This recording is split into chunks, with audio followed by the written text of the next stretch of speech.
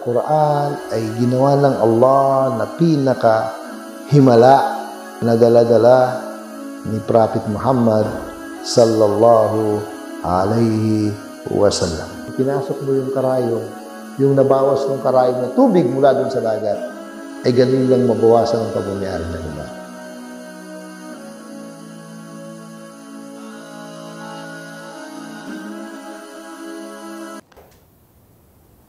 Bismillahirrahmanirrahim. Alhamdulillahi Rabbil Alamin. Wa nusalli wa nusallim wa nubarik ala al-mab'uthi rahmatan lil alamin. Nabiyyina Muhammadin wa ala alihi wa sahbihi ajma'in. Amma ba'd. Assalamu alaikum wa rahmatullahi wa barakatuh. Nandito pa rin tayo mga kapatid sa pagpapaliwanag hinggil sa napakahalagang nidika ng Allah subhanahu wa ta'ala, ang mundong ibabaw na kinagagalawan natin.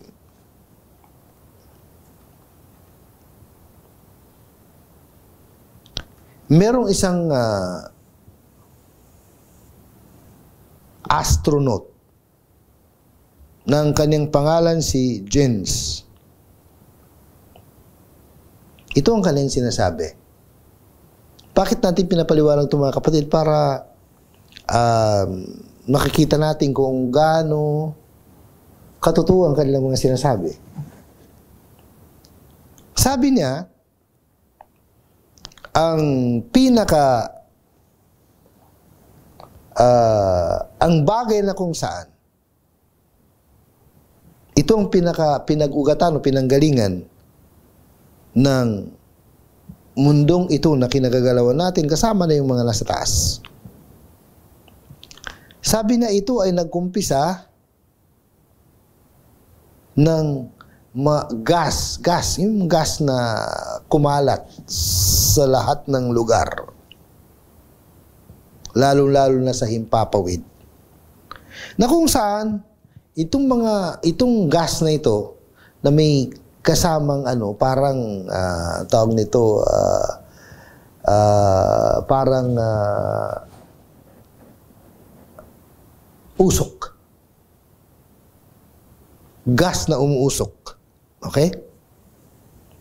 Ay kumbaga sa may sistema, systematic ang kanyang pagkalat sa kalawakan. At mga bagay na nilikha sa kalawakan katulad ng mga planeta, ang pinaka-origin nito ay gas na kumalat sa kalawakan. Allahu Akbar.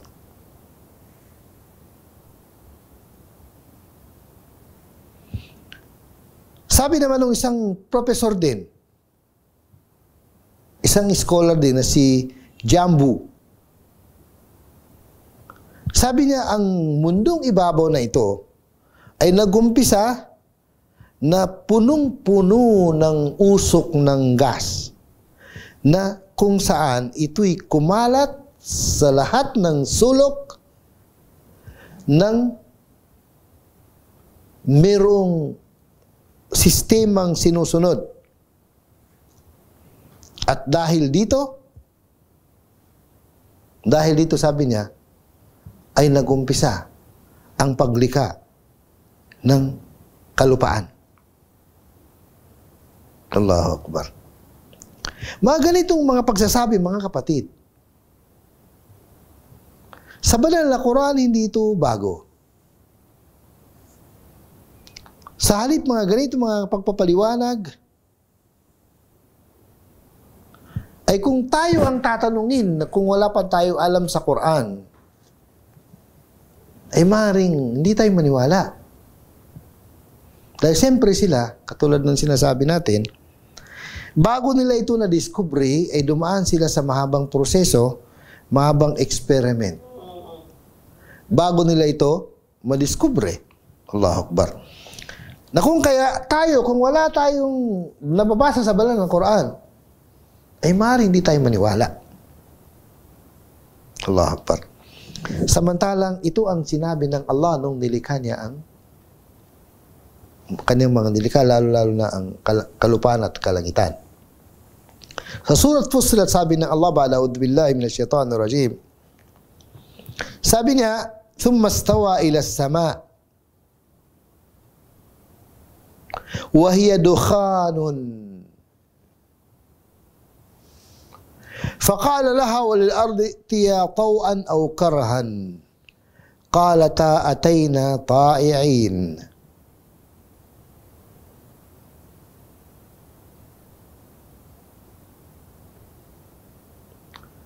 Pagkatapos sabi, istawa ila sama. Ang Allah subhanahu wa ta'ala ay sa kanyang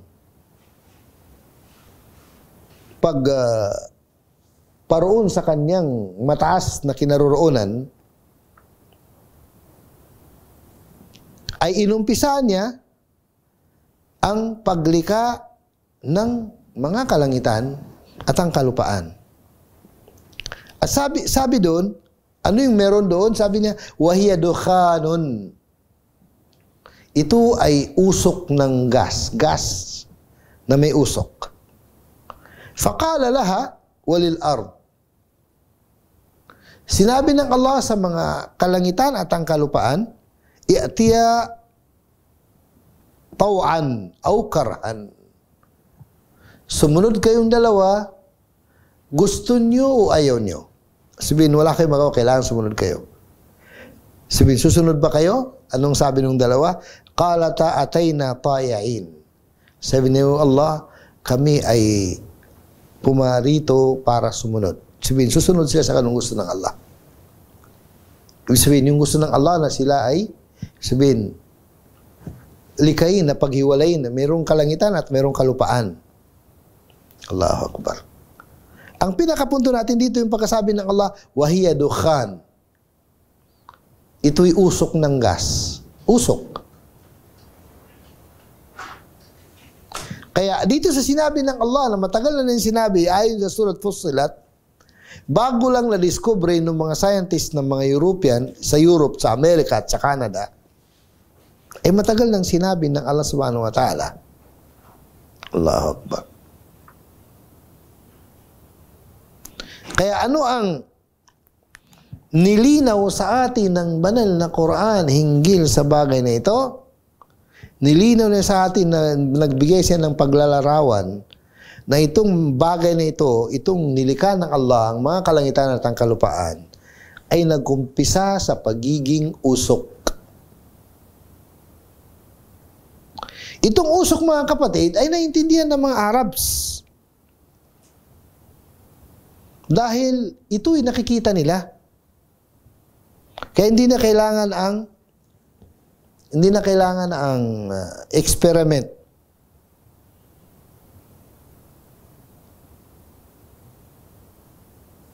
Subalit, sa paglilinaw ng Allah subhanahu wa ta'ala sa pamagitan ng bagay na naintindihan ng mga Arabs, ay makakayanan ba ng hindi nakapag-aral? Noong panahon na may 1,000 taon na, 1,400 taon na nakalipas. Na maintindihan niya ang mga ito?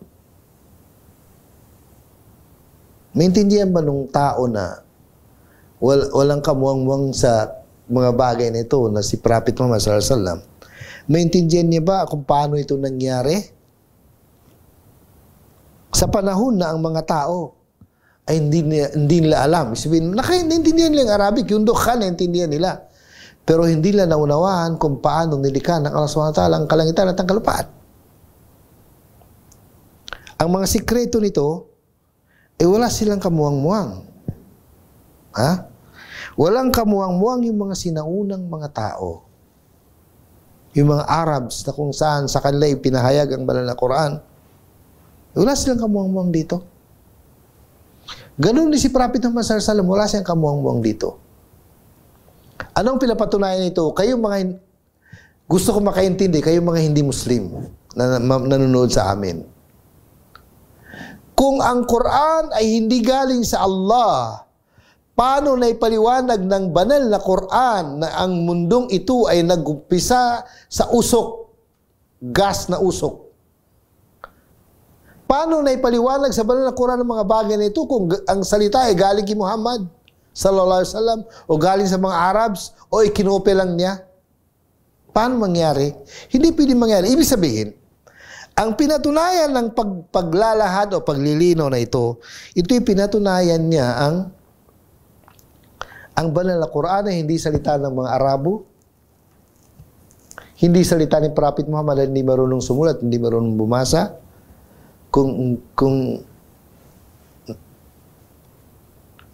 Kundi ito ay salita ng Allah na lumikha ng lahat ng kanyang nilikha.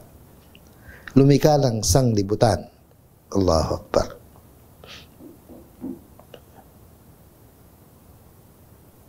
Lumikha ng sanglibutan.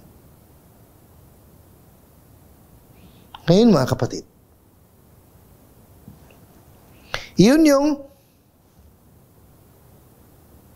patungkol dun sa paglikha ng Allah SWT ng sanglibutan, kalangitan at ang kalupaan, na ipinaliwanag ng Allah sa pamagitan ng banal na Quran sa simpleng paliwanag na ito ay dating gas, na usok ng gas pagkatapos mula doon nilikha ng Allah ang kalupaan at ang kalangitan. Allahu Akbar. Ngayon mga kapatid, ano naman yung nagiging itsura ng kalupaan mga kapatid? Na kung saan ganoon din ang pagpapaliwanag dito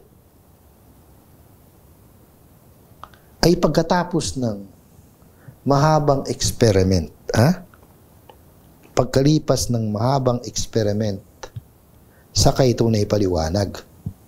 Allahu Akbar. Na kung saan sinasabi ng iniikot ng gabi ang araw,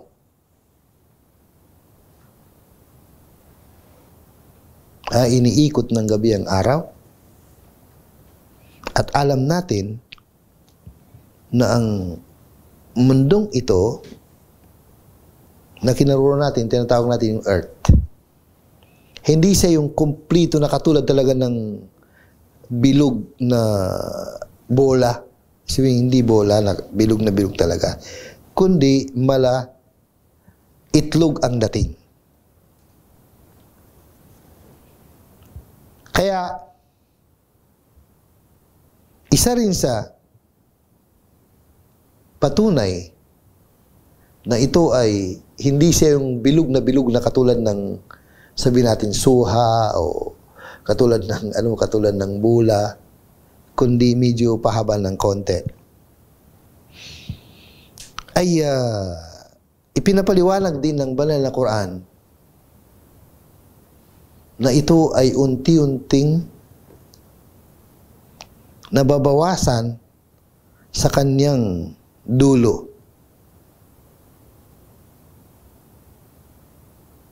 Allahu Akbar.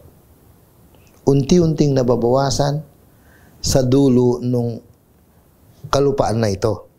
Allahu Akbar. Nakatulad ng sinabi ng Allah Subhanahu wa Ta'ala sa banal na Quran, babasahin natin. Suratul Anbiya pa rin mga kapatid. Anong sinabi ng Allah Subhanahu wa Ta'ala? Bal matta'na haula'i wa aba'ahum hatta tala 'alaihimul umur. Katunayan sabi ng Allah ay pinalasap namin sa kanila, yung mga ito tinutukoy ng mga walang panampalataya, ang sarap ng buhay dito sa lupa. Ganon din ang kanilang mga ninuno. Hatta tala 'alaihimul umur, hanggat sa humaba ang kanilang buhay.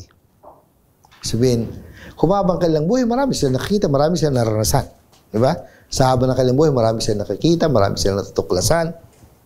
Sabi ng Allah, afala yarawna anna na'til arda nanqusuha min atrafiha afahumul ghalibun. Di ba nila nakikita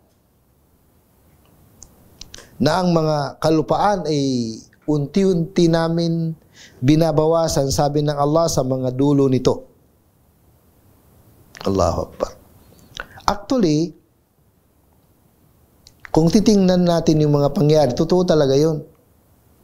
Unti-unting nababawasan yung kalupaan.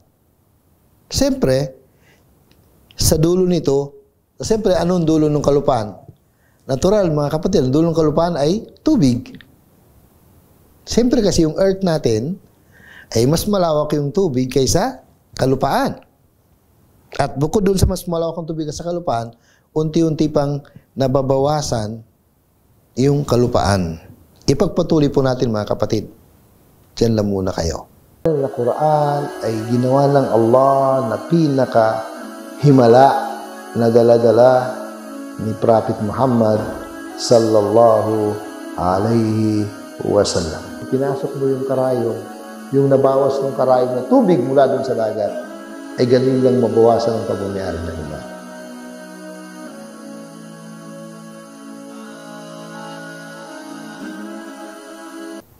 Rolling.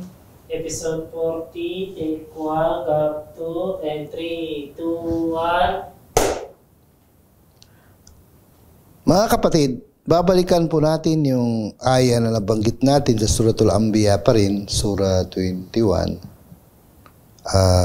aya na 44, na ganito ang sinabi ng Allah subhanahu wa ta'ala, ba'da billahi minash shaitanir rajim. Bal matta'na haula'i wa aba'ahum hatta tala 'alaihimul 'umr afala yarawna anna na'til arda nanqusuha min atrafiha afahumul ghalibun. Sa halip, sabi ng Allah subhanahu wa ta'ala, ay pinalasap namin sa kanila ang kaligayahan ng buhay dito sa daigdig. Ganon din ng kanilang mga magulang o kanilang mga ninuno. Hatta tala alaihimul umr, hanggat sa humaba ang kanilang buhay. Afala yarawun, hindi ba nila nakikita? Sabihin itong mga nasa labas ng Islam. Hindi ba nila nakikita anna na'til arda nanqusuha min atrafiha?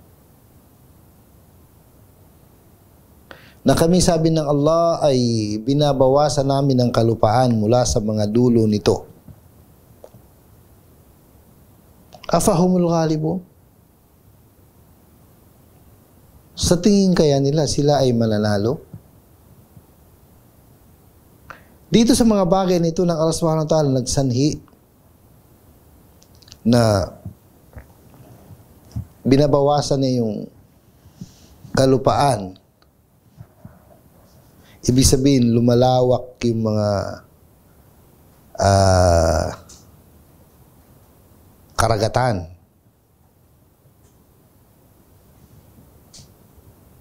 Ay may kakayanan ba ang tao na kontrolin ito? Wala. Kumbaga, tayo ay manunood lamang na namamangha sa mga pangyari. Naalala ko tuloy yung kwento nung dalawang nagkwento sa akin patungkol sa patunay dito sa sinasabi ng Allah, mga kapatid, ha. Dalawang nagkwento sa akin. Unang nagkwento sa akin ay isang Pilipinong Arabo. Sabihin, original ni Arabo pero Filipino citizen. Nasabi niya, nung unang-unang dating namin ng Jeddah, itong mga building na to, dyan sa kabila, dagat na. Allahu Akbar. Pagkatapos, yung ganun din mismo ang sinabi, nung isang naging kaibigan ko na Arabo, taga Jeddah talaga, sabi na nung mga bata pa kami, hanggang dyan, dagat. Ngayon,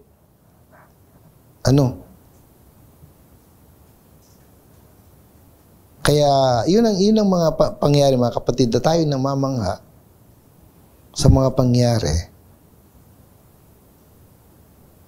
na katulad nung paglipat ng ilog ng malayong malayo. Meron akong alam na malaking ilog na tumutumbok dito hanggang dito sa, siyempre, yung mga nakakalam na Maguindanao. Yung malawak na Pulangi, si malawak na ilog.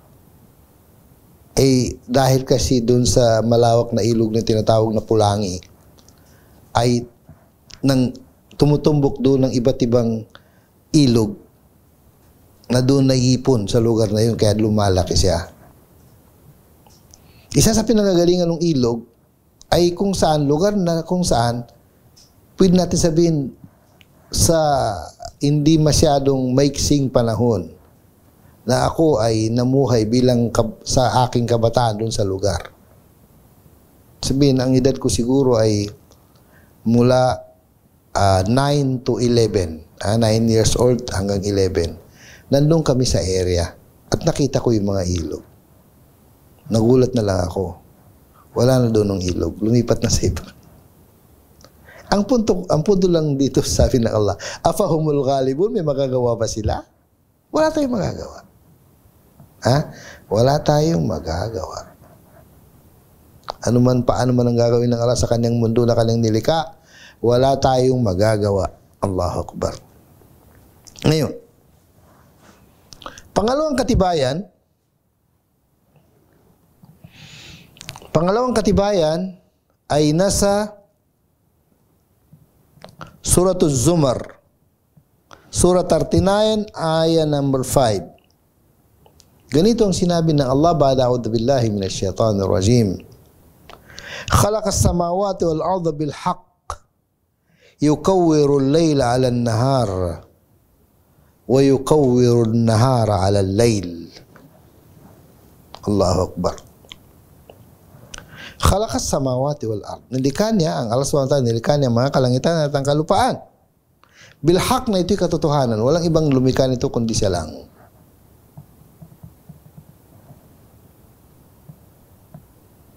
Yukawwiru al-layla 'ala an-nahar.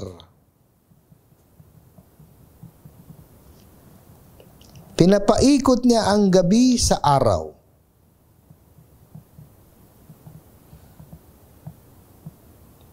Ibig sabihin kasi, di ba umiikot yung gabi? Alin ba, dito sa atin sa Pilipinas, hapon. Samantalang sa Saudi Arabia, ano pa lang, hapon na sa atin, doon sa kanila, kaligitna pala ng araw yung tanghali sa kanila. Sabihin, huli yung gabi nila, nauna yung gabi dito sa atin. Dito sa atin, gabi na, lumulubog ng araw. Sa Saudi Arabia, ay hating gabi pa lang. Tanghali pa lang. Ibig sabihin, lumulubog ng araw dito sa atin sa Pilipinas. Sa Saudi Arabia, tanghali pa lang. Ganun na umiikot yung gabi. At the same time, umiikot din ang araw. Sabi niya, وَيُكَوِّرُ النَّهَارَ عَلَى اللَّيْلِ.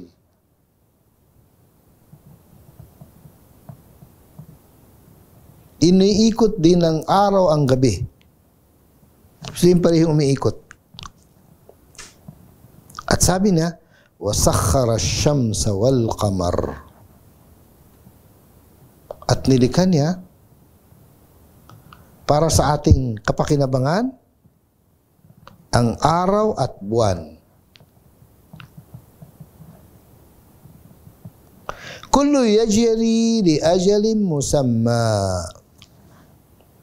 Bawat isa doon sa dalawa na gumagalaw, sabi na yajri li ajalin musamma. Gumagalaw sa nakatakdang panahon. Bawat isa sa kanila may sariling panahon na nakatakda. Allahu al-Azizul Ghaffar. Dapat niyo malaman, ang Allah ang pinaka Aziz pinakadakila, Al-Ghaffar, na higit na mapagpatawad. Higit na mapagpatawad. Allahu Akbar. Kaya ang punto lang natin dito, mga kapatid, yung pagkasabi niya ng pag-ikot ng araw at pag-ikot ng gabi, ano ang pinapaliwanag niya doon? Ang pinapaliwanag niya doon, yung earth na kinaroon natin ay bilog. Kasi kung flat lang, na hindi siya bilog, ay magkasabay ang araw at saka gabi. Eh, hindi siya umiikot. Magkasabay. Kaso nga lang kasi, halimbawa ngayon ay hapon, sabihin araw ay matatapos na dito sa atin, papalit naman ng gabi. At ganun na, umiikot siya, umiikot. Kasi yung iniikutan nila ay bilog. Ang mundo natin, yun ang ibig sabihin kasi nung aya, ang mundo natin ay bilog. Bibigayin kayo ng halimbawa, mga kapatid, ha? Nabilog ang mundo natin. Siyempre, marami naman nakakalam. Lahat na nag-aaral ng science ay alam naman nila itong sinasabi natin. Nga lang kasi ito ay pinapatunayan ng mga scientists sa kanilang pag-aaral, samantalang matagal nang nakalagay sa banal na Quran na ganito ang sitwasyon natin. Halimbawa na lang, mga kapatid. Kung ikaw ay nasa Saudi Arabia, kumbaga sabi na sa gitnang silangan. Ang Saudi Arabia kasi ay nasa gitna ng Asia at saka Africa. Nasa gitna. Sakop siya ng Asia, na continent ng Asia, at sa kabila ay continent ng Africa. Tapos sa gawing kanluran, ay papunta sa Europe. Sa gawing silangan, ay papunta sa Asia. Pagkatapos ng Asia, ay Australia. Pagkatapos, Atlantic Ocean, hanggat makarating ng Hawaii. Hawaii ay sakop na ng Amerika. Ang punto ko ay ganito. Ang gusto kong palabasin. Mula sa Saudi Arabia, pwede kang pumunta ng Amerika, papunta ka sa kanluran, sabihin sa west, at pwede ka rin pumunta ng Amerika na papunta ka sa east. Kasi bilugi. Bilug ang mundo. Kahit saan nga pumunta ka na papuntang west at papuntang east, ay makakarating ka, kung sa bagay ay southeast, makakarating ka ng Amerika. Dahil sa bilog ang mundo. Yun ang gusto natin palabasin, mga kapatid, dahil sa bilog ang mundo. Ito ay lang, kumbaga sa konting paglilinaw, samantalang alam naman natin ang mga bagay na ito. Alam natin. Allahu Akbar. At itong mga bagay na ito, mga kapatid, ay pinatunayan ng banal na Quran sa matagal ng panahon. Ibig sabihin, hindi pa na-discover ng mga scientists ang mga bagay na ito. Ay matagal ng pinaliwanag, nilinaw ng banal na Quran. Allahu Akbar. Yun ay katotohanan, mga kapatid. Yun ay katotohanan na kung saan hindi ito coincidence, kundi ito ay nilinaw na ng banal na Quran dahil ang banal na Quran ay salita ng Allah. ang salita ng Allah hindi maaring magkasalungat sa nilikha ng Allah. Ibig sabihin, paano man ang sistema ng nilikha ng Allah, kung paano, anong meron na nilikha ng Allah, ganun din ang salita ng Allah. Hindi maaaring magkasalungat kung paano, ano ang meron sa nilikha ng Allah at kung ano ang sinasabi ng Allah subhanahu wa ta'ala ay hindi pwede magkasalungat. Kasi kapag nagkasalungat yan,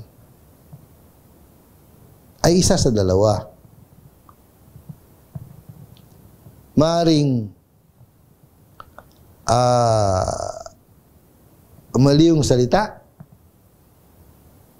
pero tayo mga Muslim, di tayo naniniwala kailanman na magkamali ang Allah, or mali ang resulta ng experiment ng mga scholar. Isa sa dalawa.